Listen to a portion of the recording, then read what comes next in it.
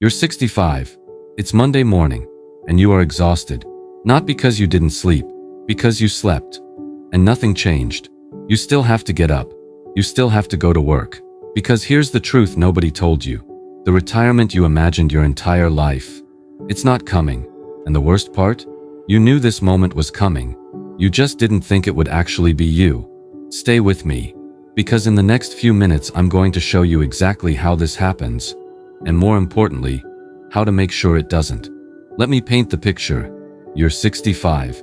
You open your banking app. Your savings balance reads $87,000. That's not a made-up number. That is the median retirement savings of an American your age right now. $87,000. You think, okay, that's something. I can work with that. So you do the math. You live another 20 years. The average life expectancy. $87,000 divided by 20 years. That is $4,000 a year. $333 a month. From your own savings. Go ahead. Sit with that number for a second. $333 a month. That's less than most people spend on groceries. But you still have Social Security, right? The average Social Security check in 2026 is $2,071 a month. So together, your savings, withdrawal, and Social Security, you have roughly $2,400 a month to live on. Now here is where it gets painful. The average American over 65 spends $5,100 every single month. Just on basics. Rent, food, utilities, transportation. You are $2,700 short every single month for 20 years. That's not a gap. That's a cliff. And there is one more number I haven't mentioned yet. Fidelity estimates that a 65-year-old couple needs $330,000 just for healthcare costs in retirement. Not vacations, not restaurants, just staying alive. So how does a person end up here? Because here is what I find fascinating and devastating about this situation. Most people who reach 65 broke had chances. Not one chance, multiple chances. They had the job at 40 that paid well. They had the 401k option their employer offered. They had the moment in their 50s when they could have caught up. And at every single checkpoint, they made the same decision. Not today. I'll start next year. And I understand why. Life is expensive. Life is busy. Life is overwhelming. At 40, you're raising kids. At 50, you're managing a mortgage. At 55, you're dealing with a career that feels less stable than it used to. There is always a reason to wait. But here is the brutal math that no one puts on a poster. Someone who saves $400 a month starting at age 45, earning a 7% average return, arrives at 65 with $204,000. Someone who does the exact same thing but starts at 55? They arrive at 65 with $69,000. Same person. Same discipline. Same $400. One decision, made 10 years apart, created a gap of $135,000. Time is not neutral. Every year you wait, time stops working for you and starts working against you. Now I want you to think about something, and I want you to be honest with yourself. When you imagine being 65, what does that morning actually look like? Not the fear version, the real version, the one you've always wanted. You wake up when you want to wake up. You have coffee, slowly. Nobody's waiting on you. No alarm, no commute, no inbox. Your partner is there. You have plans this week, not obligations. Plans. Maybe it's a trip. Maybe it's grandchildren.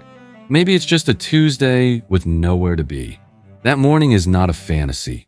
That morning is a financial decision you make right now. Because here's what separates the person who gets that morning from the person who doesn't. It's not intelligence, it's not income. It is one thing, one habit, started on a day exactly like today. So let me give you the 3 moves that actually change the outcome. Not theories, not motivation, actual moves. The first one, find your real number today.